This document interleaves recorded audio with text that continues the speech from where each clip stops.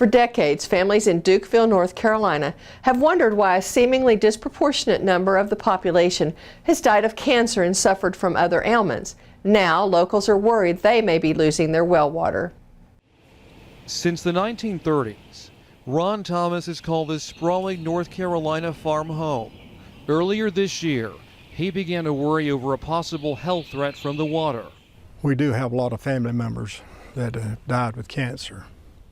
His great-nephew died of brain cancer 2 years ago. A brother died of a brain tumor. His wife had a tumor removed. He is a cancer survivor. It's not just Thomas who's worried. His neighbors are too.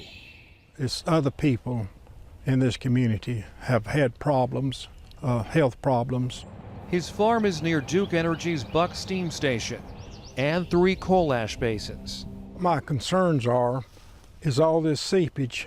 I'm told that it's from the runoff from the ash pit over there.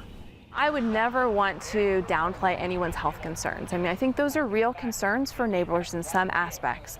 But I certainly think it's important to note that there's no evidence that connects that to the plant. It's not consistent with what we're seeing in our groundwater monitoring data. No scientific research has been done to link coal ash basins to adverse health effects. But tests performed by the environmental group Waterkeeper Alliance deepened concerns. The seepage had nearly 10 times the state groundwater standard for chromium. Water from the Thomas's kitchen faucet had nearly 4 times the state's limit.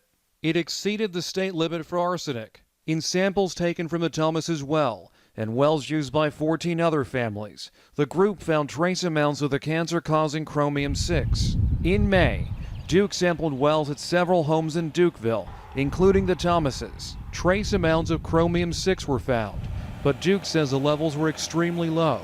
There is no safe level for carcinogens, and I include chromium-6 in that. There is any level above 0 increases your risk of cancer.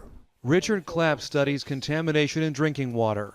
That particular profile of chemicals is linked to coal ash, and so that's a suggestion to me that that's what's been in people's drinking water, and that's what people have a right to be concerned about. Here and across this area, the concerns run deep. So many questions, and yet so few answers. Their concerns are growing so much. Right over here. They recently got together to try to find answers. Attention turned to the potential danger of coal ash after a massive spill coated North Carolina's Dan River in February. Duke has agreed to remove ash from a Dan River site and 3 others. It's deciding on its other sites, including the Buck Steam Station. Across the United States, there are more than 1,100 coal ash basins. In North Carolina, Duke has 33. The main thing right now is water. We're having to buy bottled water, and it's expensive. Sherry Gobble's son was born with a cyst at the base of his brain. Nearby, 2 other children were born with birth defects. Several years ago, she and her husband built their dream home. It's near the coal ash basins.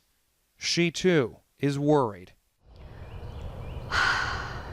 My children are my whole world. I just want to see them grow up and be healthy and strong, and I don't want to see them hurt by any of this.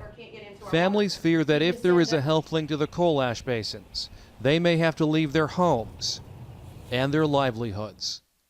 Alex Sands, The Associated Press, Dukeville, North Carolina.